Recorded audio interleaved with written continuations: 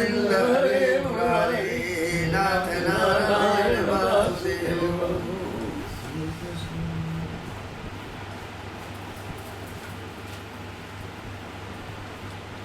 कृष्णाय वासुदेवाय हरदे परमात्मने प्रणतक्लेशनाशाय गोविन्दाय नमो नमः।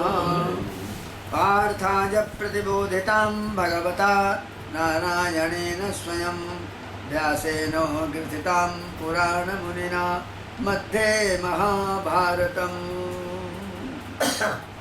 महाभारत के बीच में मध्य में जब कौरव और पांडवों के पक्ष की दोनों तरफ सारी धरती भर से आए हुए राज राजाओं की सेनाएं उपस्थित हैं, उस समय पर अर्जुन ने कहा है कि हमारे रथ को वहाँ ले चलो, हम देखना चाहते हैं किससे हमको युद्ध करना है और क्यों युद्ध करना है। इतने लोग यहाँ इकट्ठा हुए हैं, झगड़ा हमारा दुर्योधन का अकेले है, इतने राजाओं को हम मार कर क्या करेंगे, ये सब क्या है, हमको दिखलाओ लेकर। तो पार्थाय प्रतिबोधितां भगवता नारायणेन स्वयं, भगवान नारायण श्री कृष्ण जी ने पार्थ को यानी अर्जुन को बोध कराने के लिए जो कुछ उस समय पर कहा, और व्यास जी ने उसको श्लोकबद्ध कर दिया। और पुराण मुनिना मध्ये महाभारतम, तो व्यास जी ने श्लोकबद्ध कर दिया। जितना भगवान बोलते गए उतना व्यास जी उसको श्लोक में बनाते चले गए। अद्वैतामृतवर्षिणीं भगवतीं अष्टादशाध्यायिनीं, तो वो कथा अद्वैत रूपी अमृत का वर्षण करती है। उसमें अद्वैत ही द्वैत है, द्वैत नाम की संसारिक कोई भी वस्तु नहीं है। एकमात्र जिसके अंदर आत्मज्ञान है, आत्मा जो अजर है, अमर है, अछेद्य है, अभेद्य है, उसको कोई भेदन नहीं कर सकता, उसका कोई छेदन नहीं कर सकता। ऐसी आत्मा का बोध कराने के लिए भगवान ने ये कथा कही है। अद्वैतामृतवर्षिणीं, तो इससे अद्वैत रूपी ही अमृत की वर्षा होती है, एक एक श्लोक से वृष्टि हो रही है। हम कथा जब कहने के लिए आज प्रयत्न कर रहे हैं, इच्छा कर रहे हैं, मन बना रहे हैं, बुद्धि बना रहे हैं, तो उस श्लोक के भीतर से वृष्टि होने वाली है। शायद एक आध बूंद हमको नहीं, आप श्रोता हैं तो सुनने वाले को भी संभव है मिल जाए, उससे वृष्टि ही हो रही है, निर्झर निर्झरी। और यह अष्टादशाध्यायिनी है, 18 अध्याय इसमें है, एक दो नहीं। अम्ब त्वाम् अनुसन्दधामि भगवतो गीते भवद्वेषिणी।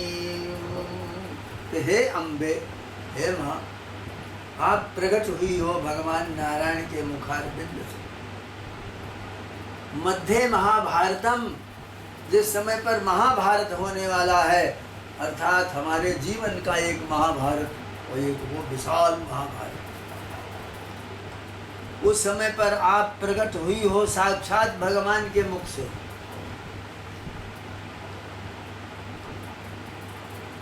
तो अम्ब त्वाम् अनुसन्दधामि भगवतु गीते भवद्वेषिणी। आपका स्वरूप क्या है? ये भव, भव का मतलब जन्म मृत्यु, ये संसार है। तो जन्म और मृत्यु रूपी संसार से द्वेष कराने वाली अमृत की वृष्टि जहाँ से हो रही है, तो हे अमृत अमृत वृष्टि स्वरूपिणी अम्बे माँ, हम आपको नमस्कार कर रहे हैं। नमोस्तुते व्यास विशाल बुद्धे फुल्लारविन्दायत पत्र नेत्रो जेन त्वया भारत तैलपूर्णः प्रज्वालितो ज्ञानमयः प्रदीपः। अब हम व्यास जी की उस विशाल बुद्धि को बारंबार नमस्कार कर रहे हैं। महाभारत रूपी तेल जिसमें भरा हुआ है, उसमें उन्होंने ज्योति जला करके इस दीपक को प्रकाशित किया है, जो ज्ञानमय दीपक है, जिसकी प्रत्येक किरणें जो प्रकाश दे रही हैं उसमें ज्ञान है।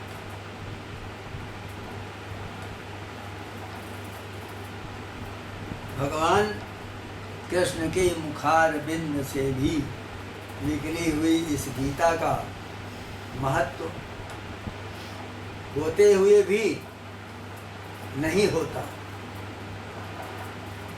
लेकिन गीता सुगीता कर्तव्या किमन्यत् शास्त्र विस्तर ही। जो कुछ पढ़ो गीता पढ़ो और शास्त्रों का दौड़ना और घूमना बंद करो। यह स्वयं पद्मनाभ से मुख परमात्म निश्रिता। जो पद्मनाभ मुनि भगवान के, जिनके नाभि से पद्म निकला हुआ, उन पद्मनाभ भगवान के मुख पद्म से निकली हुई है गीता। अक्षरशः इसके एक एक अक्षर पर अनंत अनंत सुसूक्ष्म किरणें, ज्ञानात्मिका, क्रियात्मिका, बलात्मिका विद्यमान है। वो किरणें ज्ञानात्मक हैं, बलात्मक हैं, क्रियात्मक हैं। तीन प्रकार का आपको बोध देने वाली वो किरणें हैं।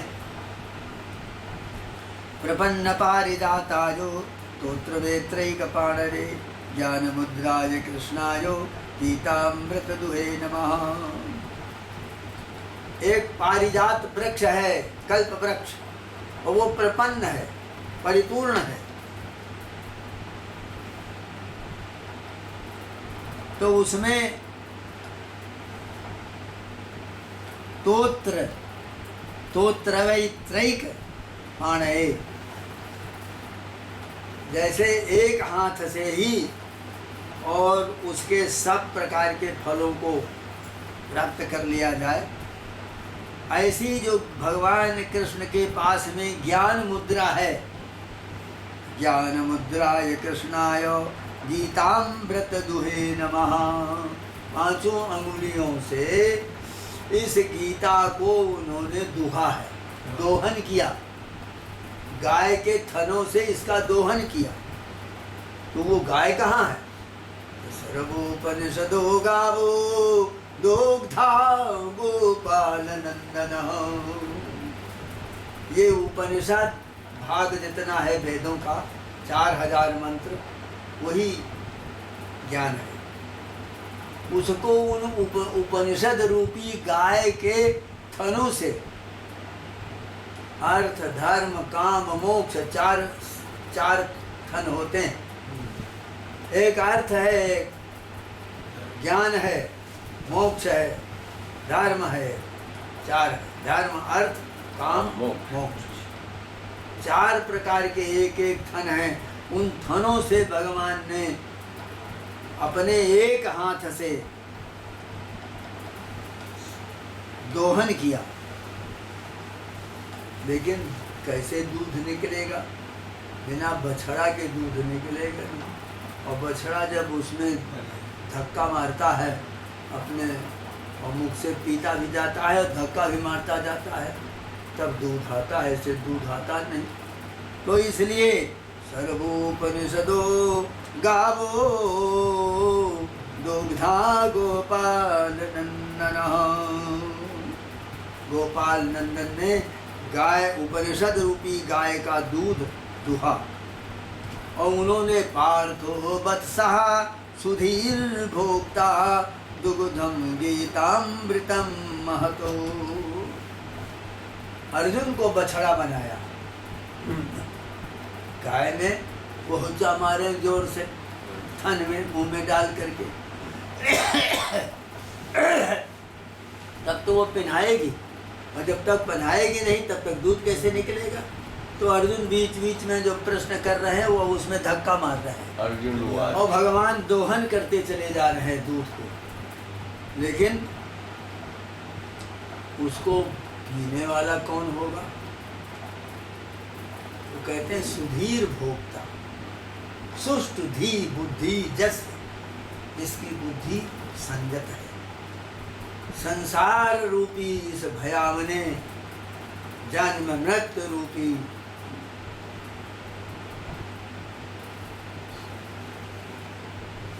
भाव से उपराम जिसकी बुद्धि होगा, जिसको थोड़ा भी संसार से भय, थोड़ा भी जिसे मृत्यु से भय है, किंचित मात्र जो स्वस्थ है उसको किसी तरह की तकलीफ नहीं होती, लेकिन बुढ़ापा आने पर या पहले भी व्याधि जहाँ शरीर में आ जाती है तो वो कष्ट बहुत होने लग जाता है, तो वो पीड़ा से चिल्लाता है, रोता है।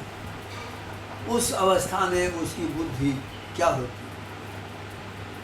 तो उस प्रकार से भयभीत हुए पुरुष के लिए जस्य बुद्धि सुधी, जिसकी बुद्धि सुष्ट सब प्रकार से अच्छी प्रकार से बलवान है, कुछ वर्णन करना चाहती है, कुछ निर्णय करना चाहती है। बुद्धि कुछ वर्णन करना चाहती है, कुछ निर्णय करना चाहती है और कुछ ग्रहण करना चाहती है, वो बुद्धि। पार्थो वत्सः सुधीर भोक्ता दुग्धम गीतामृतम महतो। तो जो लोग जिनकी बुद्धियां शुद्ध हैं, संसार के दावानल से थोड़ा भी हट करके थोड़ी देर के लिए भी विचार कर रहे हैं, वही इसके भोक्ता है और दूसरा कोई इसका भोक्ता नहीं हो सकता। सब तो साहित्य पढ़ेगा, कहानी लिखेगा, उसके ऊपर तरह तरह के प्रपंच बनाता फिरेगा, लेकिन इसका असली भोक्ता वही है जिसकी सुष्ट ही बुद्धि जस, जिसकी बुद्धि शुद्ध है, भगवान में लगी हुई है, संसार में नहीं भगवान में लगी हुई है, वही इसका भोक्ता होता है। ऐसे गीता रूपी अमृत को भगवान ने दोहन किया। वसुदेव सुतम देवम कंस चाणूरमर्दनम देवकी परमानंदम कृष्णं वंदे जगद्गुरु। वो भगवान वसुदेव जी के पुत्र और कंस चाणूर का मर्दन करने वाले और देवकी के परमानंद कंद, हम उन भगवान कृष्ण की बारंबार वंदना करते हैं। वो जगत संसार के गुरु भीष्म द्रोण तथा जयद्रथ जला गांधार नीलोत्पला। ये महाभारत जो है वो क्या है, अब इसका वर्णन कर रहे हैं। भीष्म द्रोण तथा, भीष्म पितामह और द्रोणाचार्य, ये दो घाट हैं जिसमें समुद्र में दो घाट हैं, एक भीष्म पितामह, एक द्रोणाचार्य। भीष्म द्रोण तथा, एक किनारा वो है, एक किनारा ये है। जयद्रथ जला, और जयद्रथ जो आया था युद्ध करने के लिए वो जल है भरा हुआ सब। जयद्रथ जो है वो जल है। गांधार नीलोत्पला, और गांधार जो है शकुनी वो नील कमल है। शल्यग्राहवती, और शल्य जो उसके अंदर आए वो ग्राह है, उसके भीतर पड़े हुए जो आ जाए उसी को खा जाए। शल्यग्राहवती कृपेण बहनी, और कृपाचार्य जो हैं वो उसका बहन करने वाले यानी संचालन करने वाले। कर्णेन बेलाकुला, और कर्ण जिसका जो है एक तूफान है, आंधी है, जिससे बड़ी बड़ी लहरें उठ रही हैं, वो कर्ण है। वो धक्का दे करके लहरें उठा रहा है और सब के सामने अभिमान पूर्वक बोल रहा है। अश्वत्थाम विकर्ण घोर मकरा, अश्वस्थामा और विकर्ण ये बड़े बड़े ग्राह हैं, मकर हैं उसी भीतर नद के अंदर। दुर्योधनावर्तिनी, और दुर्योधन ही जिसका एकमात्र प्रचारक है। सोत्तीर्णा खलु पांडवै रणनदे कैवर्तका केशवः। उस इस प्रकार के उस नदी का जिन पांडवों ने उत्तीर्णता प्राप्त की है, तरे हैं उससे, तो उस नौका के चलाने वाले भगवान केशव ही केवट थे। उनके द्वारा कैवर्तकः केशवः पाराशर्य बचः सरोज ममलं गीतार्थ गंधोत्कटम। और पाराशर्य जो हैं, पराशर के पुत्र व्यास जी, उनकी वाणी जो है वो अमृत का सरोज है, वो कमल का पुष्प है। गीता का अर्थ जो है वो उस फूल की गंध है। उस कमल पुष्प की गंध जो उसमें है वो गीता का अर्थ है। नानाख्यान च केसरम, और नाना प्रकार के आख्यान, वही केसर है उसमें। हरि कथा संबोधना बोधितम, वो हरि की कथा है जिसका बारंबार बोध किया जा रहा है, संबोधित किया जा रहा है। लोके सज्जन षटपदैरहा बीजमानम मुदा।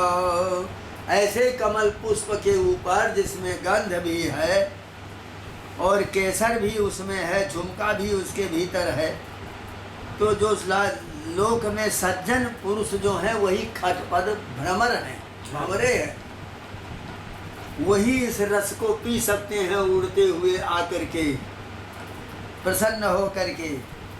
ये पीयमानम मुदा भूयाद भारत पंकजम कलिमल प्रध्वंसिनः श्रेयसे। ऐसे इस भारतवर्ष में उपजे हुए इस कमल पुष्प की गंध को जो लोग प्राप्त करते हैं, उनके कलयुग के जितने भी पाप हैं, मल हैं, सबके सब ध्वस्त हो जाते हैं। मूकं करोति वाचालम, वो उनका वर्णन गूंगे को वक्ता बना देता है, उसका ये महात्मा है। मूकं करोति वाचालं पंगुं लंघयते गिरिं, और चलने नहीं पा रहा है, पंगु है, वो भी पहाड़ को पार कर जाता है। यत् कृपा तमहं वंदे परमानंद माधवम, ऐसी कृपा की करने वाले वो परमानंद माधव की हम बारंबार वंदना करें। यं ब्रह्मा वरुणेन्द्र रुद्र मरुतस् तुन्नन्ति दिव्यैस्तवैर् वेदैः साङ्गपदक्रमोपनिषदैर्गायन्ति यं सामगाः। ब्रह्मा जी जिनकी वंदना कर रहे हैं, वरुण और इंद्र और शंकर जी और वायु देवता जिनकी स्तुति कर रहे हैं बड़े बड़े दिव्य दिव्य स्तोत्रों के द्वारा। सांगस्तवैर वेदैः सांगपदक्रमोपनिषदैर्, वेद का कर्म कांड जिनकी अर्चना पूजा करने के लिए विधि बतला रहा है, उपनिषद भाग जिनके वास्तविक तत्व का विश्लेषण कर रहा है कि जो अजर अमर अछेद्य अभेद्य शुद्ध बुद्ध नित्य मुक्त अपरिच्छिन्न परमात्मा सदघन है, चित घन है, आनंद घनैक निलय है, वो कर्तुम अकर्तुम अन्यथा कर्तुम समस्त है, करने न करने अन्यथा करने में सामर्थ्यशाली है। वो जो कुछ कहे वही आपके अंदर इच्छा के रूप में आता है, वही आपके अंदर वाणी के रूप में है, वही कान से श्रवण के रूप में है, वही वायु नासिका से गंध ग्रहण कर रही है, और वही वायु जिह्वा में बैठ करके खट्टे मीठे का स्वाद अनुभव करा रही है, और वही शरीर के अंदर चेतन रूप से बैठ करके जो सबका अनुभव कर रहा है। और साम वेद के विद्वान साम मंत्रों के द्वारा जिसका गायन करते रहें, सांग पद क्रमोपनिषदैर् गायन्ति यं सामगाः, साम वेद के बढ़िया संगीत के द्वारा जिनका गुणगान करने वाले हैं, उन भगवान को हम ध्यान स्थित तद्गते न मनसा, हमारा मन जिस समय पर ध्यान की अवस्था में हो जाए, ये वो हमारे ऊपर कृपा करें कि हमारा मन उनका ध्यान करने लग जाए, और उस ध्यान के बीच में बड़े बड़े योग के विशेषज्ञ योगी लोग, यम पश्यन्ति यम योगिनो, वे योगी लोग ध्यान के भीतर जिनका दर्शन करते हैं, परंतु जस्यांतम न विदुः सुरासुरगणा देवाय तस्मै नमः। फिर भी उसका जिनका अंत नहीं जान पाते, इनके वास्तविक स्वरूप को अनुभव कर लेते हैं लेकिन वर्णन नहीं कर पाते, उन सुर असुर सबके द्वारा वंदनीय भगवान श्री कृष्ण को हम बारंबार प्रणाम करते हैं।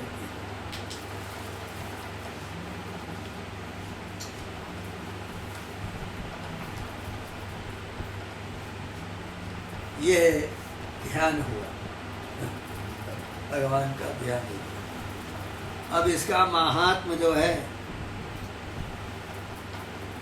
बहुत अच्छा है।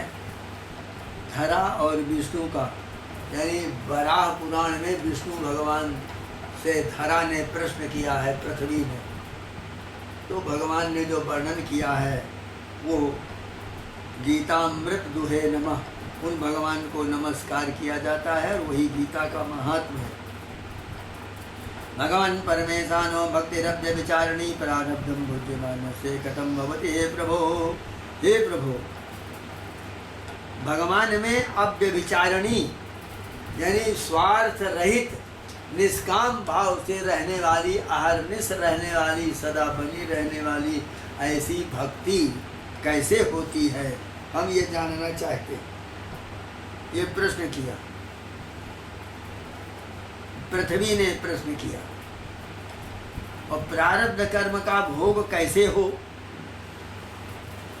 जो हमारा प्रारब्ध कर्म हमको यहाँ लाया है, हम शरीरधारी बन करके बैठे हुए हैं, तो हमारे द्वारा ये प्रारब्ध भोग कैसे हो, ये भी हमको बताइए, जिसके भीतर भगवान की अव्य विचारणी भक्ति हमको प्राप्त हो।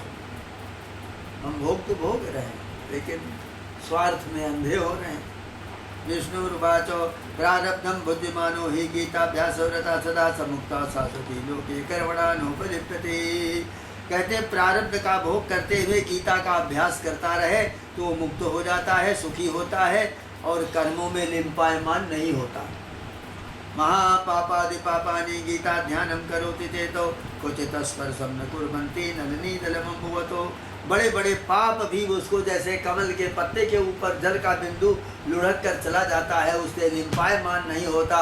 उसी तरह से आपके सत असर्म अनाचार पापाचार दुराचार आदि बड़े बड़े पाप जो जन्म जन्मांतरों जुग जुगांतरों कल्प कल्पांतरों से हम सूकर कूकर कीट पतिंग मृग बराह मस्कादिक योनियों में भटकते हुए और उन कर्मों को भोगते हुए चले आ रहे हैं, वे पाप इस गीता के दर्शन मात्र से स्पर्श मात्र से सब के सब लुढ़क करके बाहर चले जाते हैं और निष्पाप हो जाता है वो भक्तों। तो गीताया पुस्तकम जत्रो जत्र पाठा प्रवर्तते तत्र सर्वाणि तीर्थानि प्रयागादीनि तत्र वै। इसकी गीता की पुस्तक जहाँ पर रहती है और पाठ होता है वहीं सारे तीर्थ आ जाते हैं। सर्वे देवाश्चर्य यो जोगिना उपन्नगाश्चर्य गोपाला गोपिका वापी नारदोद्भोपार्षदे सहायो जायते शीघ्रम जत्र गीता प्रवर्तते। सभी देवता और ऋषि लोग, योगी लोग और सर्प लोग और गोपाल और गोपिकाएं और नारद और उद्धव और उनके पार्षद जितने हैं सेवक, ये सब आपकी सहायता करते हैं। जब गीता पढ़ने सुनने के लिए आप तैयार हो रहे हैं, इतने लोग सहायता करेंगे तब आपकी कुछ समझ में आएगी। जत्र गीता विचारस्य पठनम पाठनम सुतम तत्र हम निश्चितम पृथ्वी निवसामि सदैव ही। भगवान कहते हैं हे पृथ्वी, हे धरा, जहाँ गीता का विचार होता है, पठन पाठन होता है और श्रवण होता है, हम वहीं निवास करते हैं। गीताश्रय हम तिष्ठामि, गीता में चोत्तमम गृहम गीता ज्ञानमुपाश्रित्य। त्रीन लोकान पालयाम्यहम। गीता के आधार में रहता हूँ, गीता के आश्रय से मैं रहता हूँ, और गीता ही हमारा घर है। और गीता ज्ञान को स्वीकार करके मैं तीनों लोगों का पालन कर रहा हूँ। गीता में परमा विद्या ब्रह्म रूपा न संशया अर्धमात्रा अक्षरा नित्या स्वनिर्वाच्य पदात्मिका। गीता जो है यही परम विद्या है, जो ब्रह्म है, ब्रह्म रूपी और आधी मात्रा के रूप में यह अक्षर है।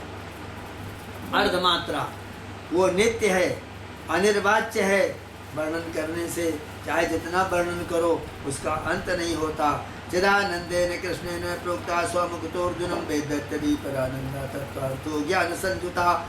भगवान चिदानंद कंद कृष्ण भगवान स्वयं अपने मुख से अर्जुन को इस वेदत्रयी तीन त्रिकांड रूपी इस विद्या को आनंद स्वरूपिणी तत्वार्थ ज्ञान से युक्त जो सुनाया है।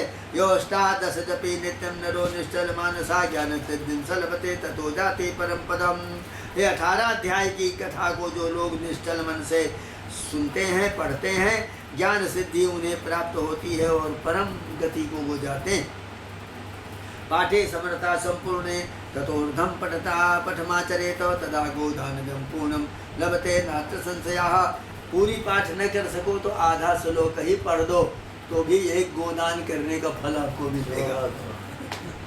त्रिभागम पठमानस्तु गंगा स्नान फलम लभेत। और 3 हिस्सा एक श्लोक के पढ़ लो तो गंगा स्नान का फल मिल जाएगा। क्षणंसम जप मानस्तु सोमजाग फलम लभेत। और 6वां अंश यदि इसका पढ़ लियो, जप कर लो तो सोम यज्ञ करने का फल मिलता है। एकाध्याय जो नित्यम पढ़ते भक्ति संयुता रुद्रलोकम अवाप्नोति गुणभूता वसेच्चिनम। और जो एक अध्याय रोज पाठ करता है वो शिवलोक को चला जाता है और अनंत काल तक वहाँ रहता है। अध्यायम श्लोकपादम वा नित्यम जा पढ़ते नरा सजाति नरताम जा मन मनंतरम वसुंधरी। और हे वसुंधरे, हे पृथ्वी, इसका एक अध्याय अथवा एक श्लोक अथवा उसका एक चरण जो पढ़ता है नित्य, तो कहते हैं मनंतर तक वो वसुंधरे वो सब पापों से मुक्त हो जाता है। गीताया श्लोक दशकम सप्तपंच चतुष्टयम द्वौत्रीनेकम तदर्थम वा श्लोका नाम जा पठे नरा। गीता के 5 श्लोक 7 श्लोक 2 1 आधा चंद्रलोकम अवाप्नोति। इतना पाठ करे तो चंद्रलोक चला जाता है। वर्षाणाम आयुतम ध्रुवम, 1000 वर्ष वहाँ रहता है। गीता पाठ समायुक्तो मृतो मानुष्ताम व्रजेत। गीता पाठ सुनते सुनते भी मर जाए तो उसको दिव्य लोक प्राप्त होता है। गीताभ्यासं पुनः कृत्वा लभते भुक्तिमुत्तमम्। गीते तुच्चार संयुक्तो म्रियमाणो गतिं लभेत। मृत्यु के समय इस गीता को भी एक श्लोक आधा श्लोक इसकी आवाज़ सुनाई पड़ जाए तो उसको मुक्ति हो जाती है। गीतात् श्रवणासक्तो महापापयुतो विवाह वैकुंठम समयाप्नोति विष्णुना सामोदति। गीता के अर्थ पर विचार करने वाला, सुनने वाला, उस विचार को महान पापों से मुक्त होकर वैकुंठगामी होता है। गीतार्थम ध्यायते नित्यं कृत्वा कर्मणि भूरिशा जीवन मुक्ता सविज्ञे जो देहांते परमं पदम। गीता के अर्थ में ध्यान करे और विचार करे नित्य प्रति, तो जीवन मुक्त होकर के देह के अंत में परम पद को प्राप्त होता है। गीता माश्रित बहो भूर्भुजो जनकादयाः निर्धूत कल्मषा लोके गीता जाता परम पदम। गीता का आश्रित करके बड़े बड़े इस धरती के ऊपर रहने वाले जनकादिक राजा निर्धूत पाप रहित होकर के और परम पदवी को प्राप्त किया है। गीताया सदनम पठनं कृत्वा महात्मं नैव जा पठे प्रथा पाठो भवेत् तस्य श्रमदेव उदारता। गीता पढ़ने के पहले ये महात्मा जरूर पढ़ना चाहिए, नहीं उसका परिश्रम है सब व्यर्थ। एतन्माहात्म संयुक्तं गीताभ्यासं करोति जा सा तत्फलमवाप्नोति दुर्लभां गतिमाप्नुयातो। महात्म्ये तद्गीताया मया प्रोक्तं सनातनं गीतान्ते च पठेतस्तु यदुक्तं तत्फलं लभेतो। ये मैंने गीता का महात्म्य बतलाया है, इसको भागवत के अंत में जरूर सुनना चाहिए। 12 पुराणे धरा विष्णु प्रोक्तं गीता महात्म्यं पूर्णं। श्री कृष्ण गोविंद हरे मुरारे हे नाथ नारायण वासुदेव। श्री कृष्ण गोविंद हरे मुरारे हे नाथ नारायण वासुदेव। गीता। वाह वाह आनंद आया, गीता की शुरुआत का आनंद आया। अच्छा रहा। हमने कहा थोड़ा 2-4 श्लोक तो बोल ही थी। गीता क्या सौभाग्य जिसका सुन। 2-4 श्लोक भगवद गीता सुनने स्वर्ग में 1000 हुआ, हाँ? स्वर्ग में 1